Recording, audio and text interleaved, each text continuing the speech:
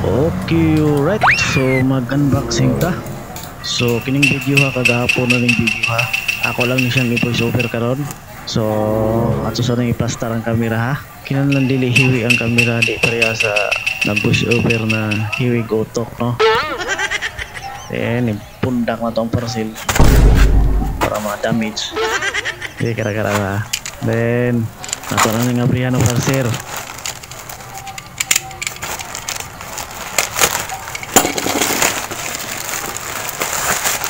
So by the way, kining parcel na akong abrihan karon, kuan ni siya hard drive, then HDD ni siya nga hard drive, matawag ni siya na hard disk, kaya naano siya di sa ilawom. Old na klase ni siya nga hard drive, kaya ang latest karon na hard drive ang tawag is SSD. So kana siya wala na siya di sa ilawom, muna ang gaan ra kayo siya ang latest karon na hard drive na SSD, then mas pas siya ang yang process sa bago karon na hard drive na ang tawag is SSD. So kini lang akong gipalit kining HDD hard drive kay kulang mata sa budget, then kinahanglan magpalit ko hard drive kay puno ng uban hard drive nako, no.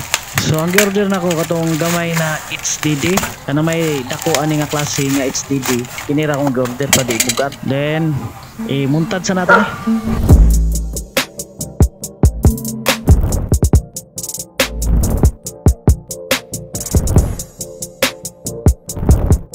So nakabutang dire 320 gig.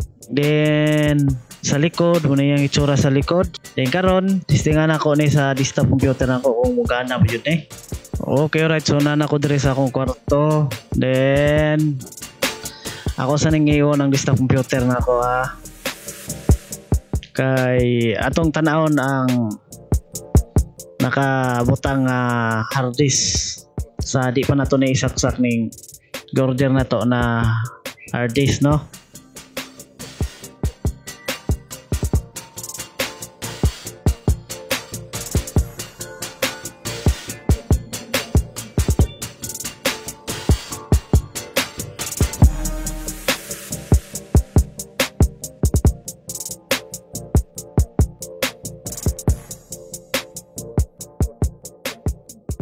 So dire nakabutang dire ang duha ka partition, pero sa usara ni ka hard disk gi partition lang siya duha, unang duha ka partition ang makita dire. Then karon try na nato isaksak ang hard disk na gi-order nato kung mugana ba, no. So by the way day aduna ko duha ka hard drive dire na SSD, then mao na ni siya ang hard disk na gi-order nato, no. So unta nga dili ni siya daot, no, namugana ni siya para di masayang atong kwarta, para di ta ma-stress nga ma-scam ta. So by the way mo ni siya ang nakasaksak na hard disk sa iya.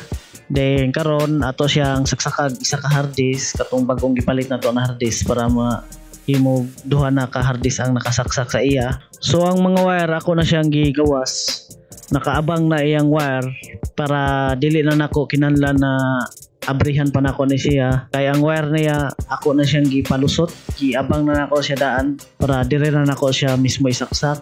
So nahuman na nako saksak ang hard disk, then dire sa computer wala na detect ang hard disk na gisaksak nato, no, kay duha ra gyapon ka partition ang makita dire.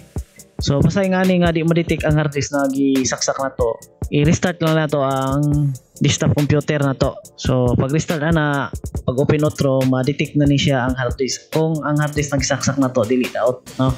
So restart sa nato ni.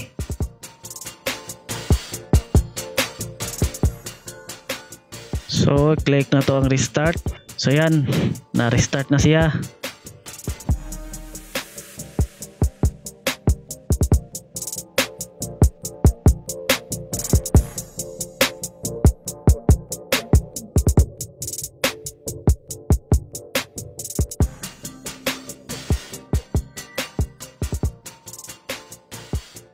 So yan, na-detect na siya ang hard disk na gisaksak na to, kay makita dire na tulo na ka partition ang na-detect niya. So atong i-delete mig video para makita jud siya, no. So muna siya ang gisaksak na to ang hard disk. So ang hard disk na gi-order na to dili daot, okay siya. Then ang nakabutang dire nga pila siya ka gig ang gisaksak nato na hard disk. Ang nakabutang diri is 298 gig ang capacity niya. Pero ang nakabutang sa hard disk na gi-order nato, ang nakabutang diri 320 gig. So bot pasabot scam ning nakabutang diri na 320 gig. Kaya ang tinuod niya nga capacity niya is 298 gig lang. Pero okay ra na sa ako nga bisag 298 gig lang capacity niya, kay barato ron pod ni pag-order nako. Na ang importante is mugana siya, mapuslan ako na siya para himuon ako backup sa mga files nako, kay ang uban hard drive nako is puno na. Okay right, dire tama ning video ha. Peace.